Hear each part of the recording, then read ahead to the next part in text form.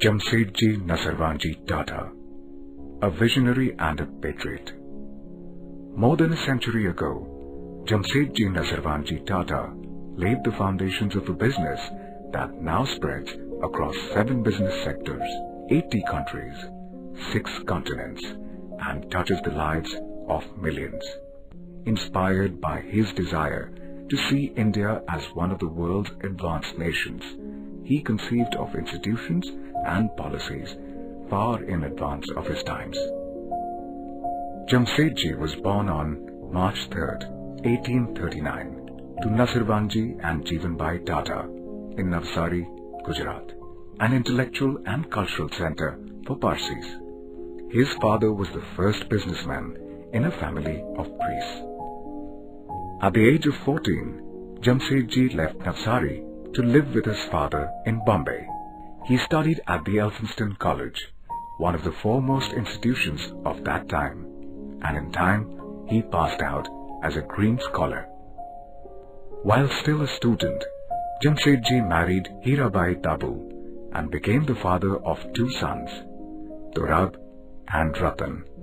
After graduation and a brief apprenticeship at a solicitor's office, he joined his father's firm, Nusserwanji and Kalyandas General Merchants. In the 9 years he worked with his father, he learned about commodities, markets, trading, and banking. Jamshedji started his own trading company, Tata & Sons, the precursor of Tata Sons, in 1868 at the age of 29. The capital invested was Rs 21,000. He ventured into textiles after making a detailed study of the Lancashire cotton trade in order to replicate that success story in his own country. In 1874, Jamsedji floated the Central India Spinning, Weaving and Manufacturing Company with a seed capital of Rs 150,000. He went against prevailing wisdom and based the company in Nagpur, the heart of Maharashtra's cotton country, rather than Bombay or Ahmedabad.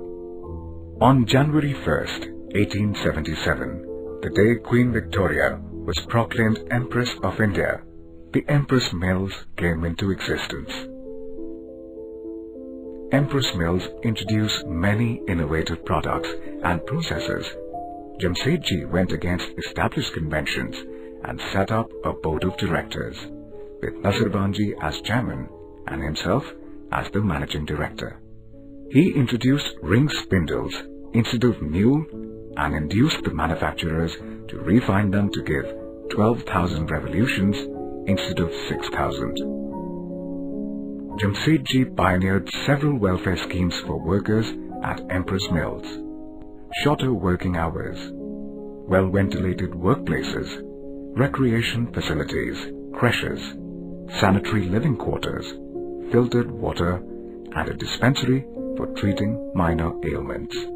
He launched Provident Fund, gratuity, and accident compensation schemes for workers long before they became statutory in the West.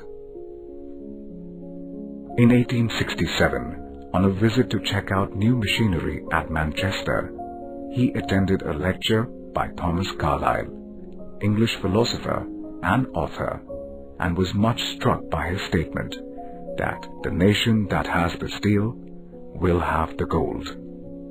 Driven by his dream of seeing India among the League of Industrialized Nations, Jamshedji decided to build a world-class steel plant in the country.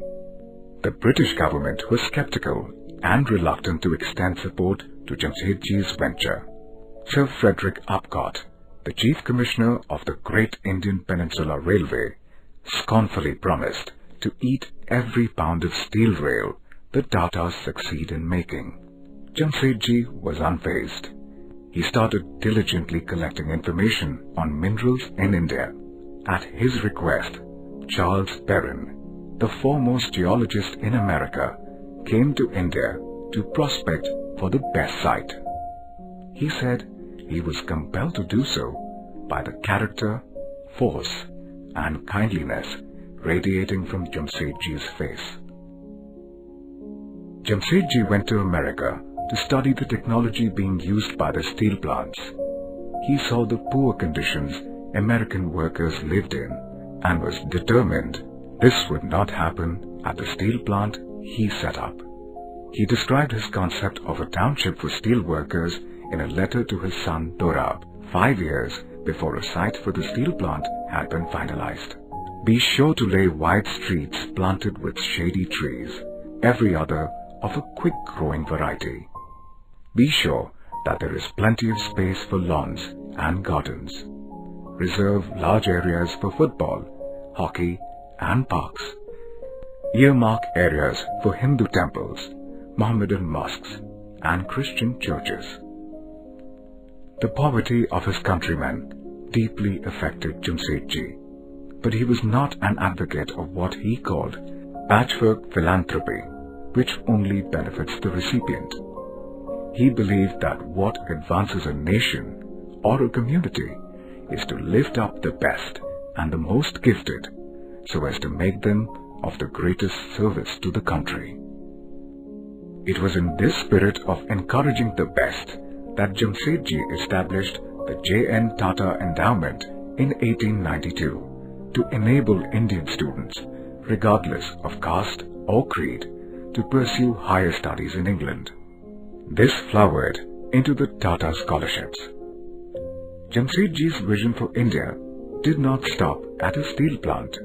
Bombay had over 100 textile mills polluting the city with coal-fired boilers.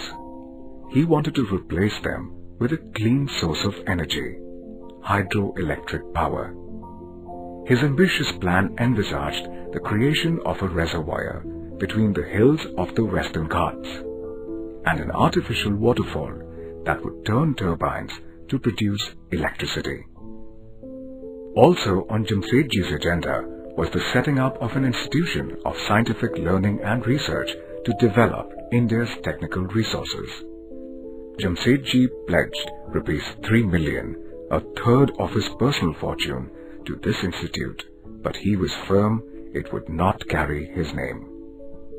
He wanted it to be a national institution with a national name, the Indian Institute of Science, so that individual benefactors would be at ease contributing funds.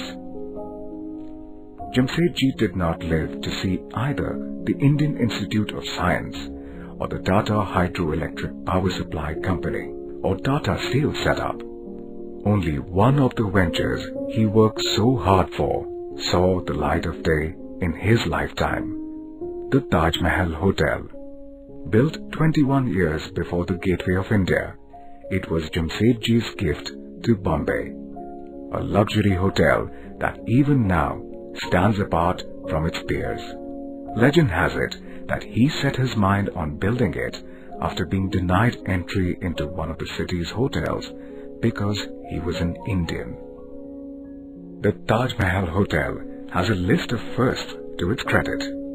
It was the first building in Bombay to use electricity and the first hotel in the country to have American fans, German elevators, Turkish baths, and English butlers. The 10-span steel pillars that Jamsedji personally selected at a Paris exhibition still hold up the ceiling of the hotel's ballroom. The faith that Jamsedji reposed in his people motivated them to fulfill his dreams long after his death in 1904.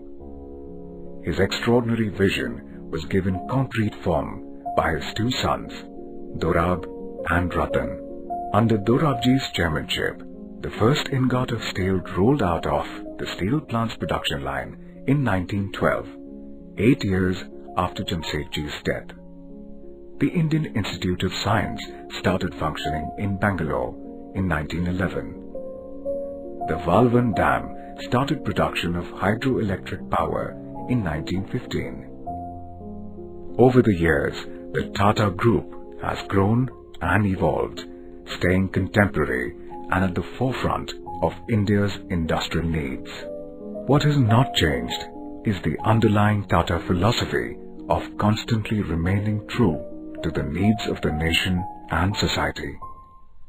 Jamsedji's innovative zeal philanthropic spirit and values formed the bedrock of the Tata Group.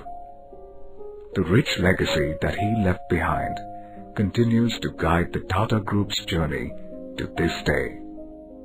In a free enterprise, the community is not just another stakeholder in business, but is in fact the very purpose of its existence. Jamsedji Tata, visionary, philanthropist, founder of the Tata Group.